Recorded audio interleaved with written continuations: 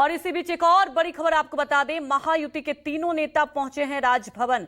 राजभवन पहुंचे हैं देवेंद्र फडणवीस, एकनाथ शिंदे, अजित पवार भी राजभवन पहुंचे हैं।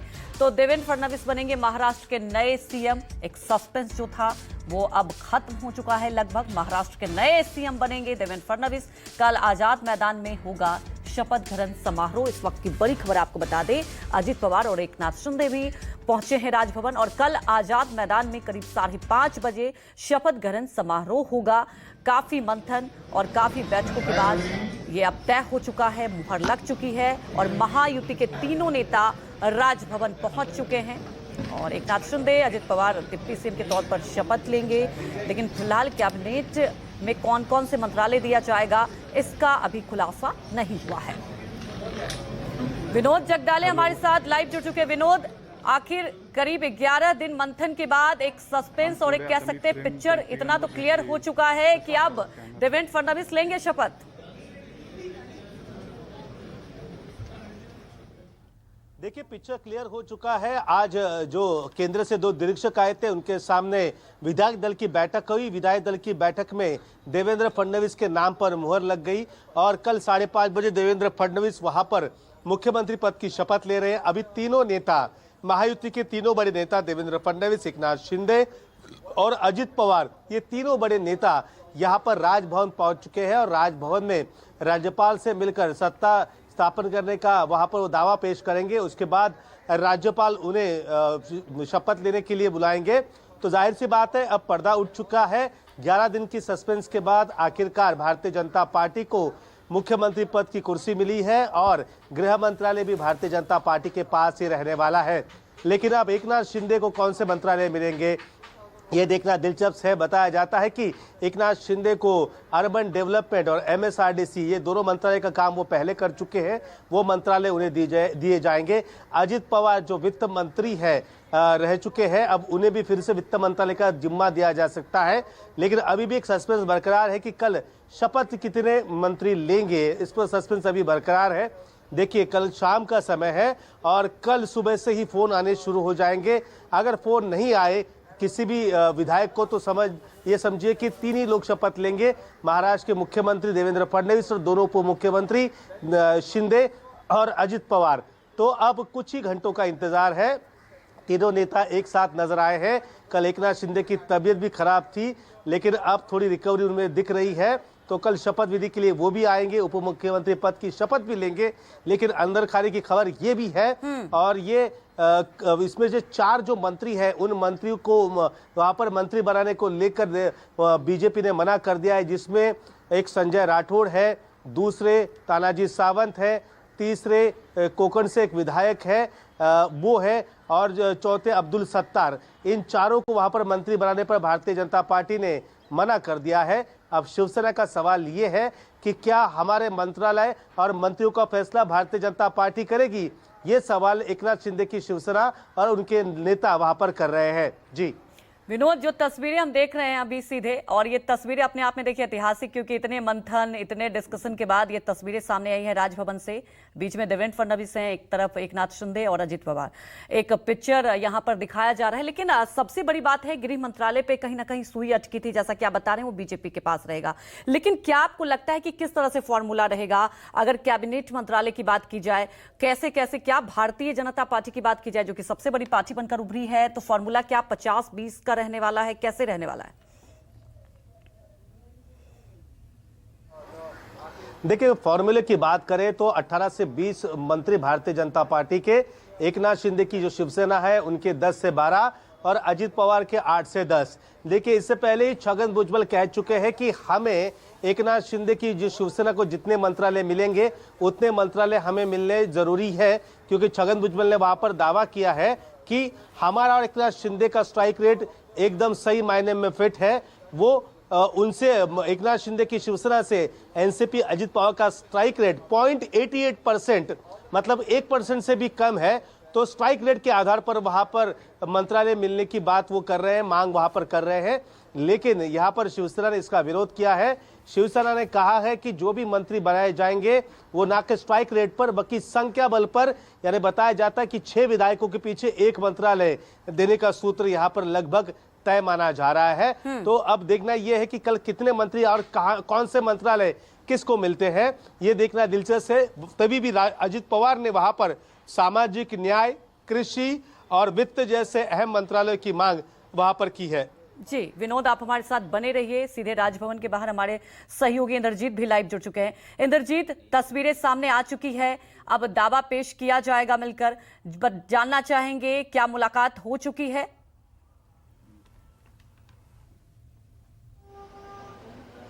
जी बिल्कुल, गवर्नर से मुलाकात हो चुकी है। तीनों पार्टियों के जो नेता हैं वो गवर्नर से मिलने के लिए गए हैं। सबसे पहले जो गाड़ी थी वो एकनाथ शिंदे की गाड़ी थी। मुख्यमंत्री जो तत्कालीन और इस समय मुख्यमंत्री हैं, कार्यवाहक मुख्यमंत्री हैं, उनकी गाड़ी सबसे पहले थी। इसके बाद देवेंद्र फडणवीस और फिर अजित पवार, इसके अलावा कुछ और भी नेता राजभवन के अंदर गए हुए हैं और राज्यपाल से इन नेताओं की मुलाकात हो रही है और जिसमें डिटेल चर्चा होगी कि किस तरह से शपथ ग्रहण समारोह होगा, कितने लोग शपथ लेंगे। क्योंकि इससे पहले वर्षा बंगले में तीनों पार्टियों के नेताओं की, जो महायुति के तीनों पार्टी के नेता हैं, उनकी बैठक हुई। हालांकि बैठक बहुत शॉर्ट थी, मुश्किल से 10 मिनट बैठक हुई कि उसके बाद तीनों पार्टी के नेता यहाँ पर राजभवन आए हैं। 3:30 बजे पहले आने वाले थे, लेकिन 3 बजे ही राजभवन आ गए। यानी कि माना जाता है कि 3 से 3:30 इनकी राज्यपाल के साथ बैठक होगी और इसमें कल की शपथ ग्रहण समारोह की तैयारियों के बारे में भी चर्चा होगी। सरकार बनाने का दावा तो पेश ही करेंगे। ये भी शायद चर्चा हो सकती है कि कितने मंत्री शपथ लेंगे, क्योंकि अभी जो जानकारी आ रही है उसमें कुछ क्लियर नहीं हो पा रहा है। जो अब तक जो जानकारी आ रही है उसमें यही हो रहा था कि एक मुख्यमंत्री और 2 उप मुख्यमंत्री कल शपथ लेंगे, क्योंकि मंत्रियों का नाम तय नहीं हो पा रहा है। विभागों का बंटवारा पे अभी तक महायुति में सहमति नहीं बन पाई है। लेकिन कुछ लोग ये भी कह रहे हैं, सोर्सेस ये भी कह रहे हैं कि हो सकता है कि दोनों तरफ से या तीनों तरफ से 2-2 मंत्री और शपथ ले सकते हैं। तो अभी तक कुछ भी क्लियर नहीं है कि कितने मंत्री कल शपथ लेंगे। लेकिन ये जरूर तय है कि कल शपथ ग्रहण समारोह में एक मुख्यमंत्री, 2 उप मुख्यमंत्री शपथ लेंगे। और अब जो महायुति ने सरकार बनाने का दावा पेश कर दिया है राज्यपाल से मिलकर, इसके बाद महायुति के जो तीनों नेता हैं निकलकर शायद मीडिया से बात भी कर सकते हैं। अगर गाड़ियों के क्रम की बात करें तो सबसे पहले मुख्यमंत्री एकनाथ शिंदे ही गए थे, उसके पीछे देवेंद्र फडणवीस थे, उनके पीछे अजित पवार की गाड़ी थी। उसके बाद तीनों पार्टियों के एक 2-2 विधायक और अंदर गए हुए हैं और राज्यपाल से मुलाकात का वक्त चल रहा है। इससे पहले बहुत सारी खबरें आई थी कि एकनाथ शिंदे जो हैं गृह मंत्रालय मांग रहे हैं, उसको लेकर नाराज हैं। इन सारी बातों को लेकर अभी पूरी तरह से महायुति में बात नहीं बन पाई है, क्योंकि वक्त बहुत कम मिला। एकनाथ शिंदे की तबीयत खराब थी, वो सतारा अपने गांव चले गए थे। इसके बाद जब आए तो थाने चले गए थे। तो महायुति के नेताओं की अभी तक ठीक से बैठक नहीं हो पाई है। जो आज बैठक हुई थी, अभी थोड़ी देर पहले हुई थी, वो दोनों उप मुख्यमंत्री और मुख्यमंत्री की जो बैठक हुई थी करीब 10 मिनट की बैठक थी। 10 मिनट की बैठक में इतने बड़े फैसले खास तौर पर मंत्रिमंडल को लेकर नहीं लिए जा सकते हैं, क्योंकि जो अभी तक चर्चा हुई है उसमें यही तय हुआ है कि 6 से 7 विधायकों पर एक मंत्री बनाया जा सकता है। तो इस हिसाब से बताया जाता है कि बीजेपी के 20 से 22 मंत्री बन सकते हैं। एकनाथ शिंदे की शिवसेना के 10 से 12 मंत्री बन सकते हैं। इसके अलावा 8 से 9 मंत्री जो है अजित पवार गुट के, एनसीपी अजित पवार गुट के बनाए जा सकते हैं। तो इन सारी बातों पर चर्चा हो रही है। अजित पवार को जो मिनिस्ट्री मिलनी है उसमें थोड़ी क्लियरिटी ये है कि अजित पवार को फाइनेंस मिनिस्ट्री दी जाएगी और उन्होंने पहले भी फाइनेंस मिनिस्ट्री की मांग की थी। इसके अलावा उन्होंने जो कृषि मंत्रालय और 2-3 और मंत्रालय जो प्रमुख मंत्रालय है उनकी मांग कर रहे हैं, उन पर अभी विचार चल रहा है। लेकिन जो एकनाथ शिंदे के लोग जिन मिनिस्ट्री की मांग कर रहे हैं उस पर गहन मंथन की जरूरत है, क्योंकि सबसे पहले एकनाथ शिंदे की शिवसेना की तरफ से बार बार ये कहा जा रहा है कि चूंकि जो इलेक्शन चल रहा था तो जो चुनाव है वो मुख्यमंत्री एकनाथ शिंदे के नेतृत्व में लड़ा गया और कहीं न कहीं इसके लिए उनको एक सम्मानजनक पोस्ट मिलनी चाहिए। तो वो सम्मानजनक पोस्ट क्या होगी ये देखना होगा। वो सम्मानजनक पोस्ट के दायरे में कौन कौन सा मंत्रालय आता है ये देखना होगा। ये तो तय है कि मुख्यमंत्री अब उनको नहीं मिल रहा है। मुख्यमंत्री देवेंद्र फडणवीस बन रहे हैं, तीसरी बार देवेंद्र फडणवीस मुख्यमंत्री बन रहे हैं और सर्वसम्मति से बीजेपी के जो विधायकों ने देवेंद्र फडणवीस को अपना नेता चुना है। इससे पहले जो बैठक हुई थी तो उसमें जो प्रस्ताव रखा था वो चंद्रकांत पाटिल ने प्रस्ताव रखा। इसके बाद पंकजा मुंडे सहित जो बीजेपी के जितने भी नेता हैं उन्होंने उस प्रस्ताव का अनुमोदन किया। तो ये तो तय है कि अब देवेंद्र फडणवीस तीसरी बार मुख्यमंत्री बनने जा रहे हैं, लेकिन कौन कौन उनके मंत्रिमंडल में शामिल होगा ये तय नहीं है। बताया ये भी जाता है कि देवेंद्र फडणवीस ये भी कह रहे हैं कि इस बार वो दागी छवि वाले नेताओं को मंत्रिमंडल में अपनी जगह नहीं देंगे, जिसके कारण भी इन दोनों पार्टियों के कुछ नेताओं में बेचैनी जरूर हो सकती है कि दागी के नाम पर किनका नंबर कट सकता है, क्योंकि कई सारे ऐसे नेता हैं जिन पर पहले ईडी, सीबीआई या दूसरी एजेंसियों की जांच चल चुकी है। तो कहीं ना कहीं क्या इन नेताओं को मंत्रिमंडल में स्थान नहीं मिलेगा, ये भी देखना होगा। इन सारी बातों पर महायुति में चर्चा होगी और अभी तक पूरी तरह से चर्चा इसलिए भी नहीं हो पाई है कि वक्त बहुत कम मिला है और जैसे ही वक्त मिलेगा हो सकता है कि सरकार बनाने का दावा पेश करने के बाद तीनों पार्टियों के नेता देर शाम तक फिर एक बार कहीं साथ बैठें और साथ बैठने के बाद ये तय करें कि किस तरह से आगे सरकार में तीनों पार्टी मजबूती से आगे जाएं, क्योंकि सबसे बड़ा चैलेंज ये है कि बहुत सारे महानगर पालिकाओं के चुनाव आने हैं, जिसमें मुंबई महानगर पालिका भी है। इसके अलावा महाराष्ट्र में किसानों का मुद्दा है, महाराष्ट्र में मराठा आरक्षण आंदोलन का मुद्दा है। इन सारे मुद्दों पर देवेंद्र फडणवीस का लिटमस टेस्ट भी होगा। इसके अलावा इस सारे मुद्दों पर उनको जो अपने सहयोगी पार्टी है उनके सहयोग की ज़रूरत पड़ेगी। तो कहीं ना कहीं तीनों को तालमेल बिठाकर रखना होगा और इसके लिए जो बैठक हुई है वो बैठक अभी तक पूरी तरह से नहीं हो पाई है कि मंत्रिमंडल में किनको स्थान दिया जाएगा। लेकिन इतना जरूर है कि जो मंत्रिमंडल होगा उनमें काम करने वालों को तरजीह दी जाएगी और ऐसे लोगों को जगह दी जाएगी जो डिलीवरी दे सकें। जी बिल्कुल इंद्रजीत, तस्वीरें सामने आ रही है, यहाँ पर दावा पेश किया गया और देखिए साथ में पिक्चर भी सामने आ रही है। राजभवन से सीधे तस्वीरें हम दिखा रहे हैं। तो ये तो अब तय हो चुका है कि देवेंद्र फडणवीस अब अगले सीएम होंगे महाराष्ट्र के। कल आजाद मैदान में शपथ ग्रहण समारोह होगा और अब यहां से तैयारी तो हो चुकी है, लेकिन सबसे बड़ी बात यही है इंद्रजीत, क्योंकि एक लंबा सस्पेंस और जैसा कि आप जिक्र कर रहे हैं कि अभी ये तो तय शायद नहीं हो पाएगा कि कल और क्या मंत्रालय की बात की जाए, वो भी कैबिनेट में कोई मंत्री शपथ लेंगे या नहीं। लेकिन ये अब तस्वीरें जो हम दिखा रहे हैं राजभवन से, राज्यपाल से मुलाकात हो गई है, सरकार बनाने का दावा पेश कर दिया गया है। इंद्रजीत,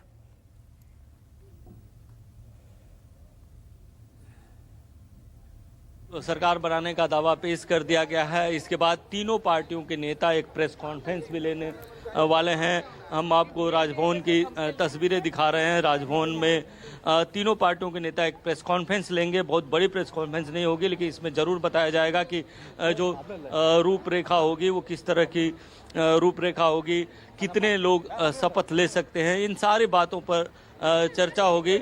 और इसके बाद जाए मध्य जाए तो हम लोग भी अब इस प्रेस कॉन्फ्रेंस की तरफ रुख करने वाले हैं। और जिस तरह से देखिए कि तीनों पार्टियों के नेताओं की एक प्रेस कॉन्फ्रेंस होनी है, उस प्रेस कॉन्फ्रेंस में हम भी जाएंगे। हम चाहेंगे कि आप हमको 2 मिनट का वक्त। बिल्कुल इंद्रजीत, तब तक हम अपने दर्शकों को ये तस्वीरें दिखा रहे हैं जिस तस्वीर का लगभग इंतजार था, क्योंकि एक प्रचंड जीत हुई, एक ऐतिहासिक जीत हुई महायुति की। उसके बाद ये सस्पेंस बना हुआ था कि आखिर सीएम कौन होगा। और ये देखिए तस्वीरें सामने आई है राजभवन से, राज्यपाल से मुलाकात हुई, यहां पर सरकार बनने का दावा पेश किया गया। और आपको बता दें कि कल आजाद मैदान में शपथ ग्रहण समारोह होगा। तीनों नेता यहां पहुंचे हैं, अजित पवार, देवेंद्र फडणवीस, एकनाथ शिंदे। और अब राज्यपाल से मुलाकात करने के बाद यहां से निकलते हुए, जैसा कि हमारे सहयोगी बता रहे थे, कि अब प्रेस कॉन्फ्रेंस करेंगे, प्रेस को संबोधित करेंगे। देखिए पर्यवेक्षक भी यहां पर मौजूद है, निर्मला सीतारमण भी यहां पर मौजूद है।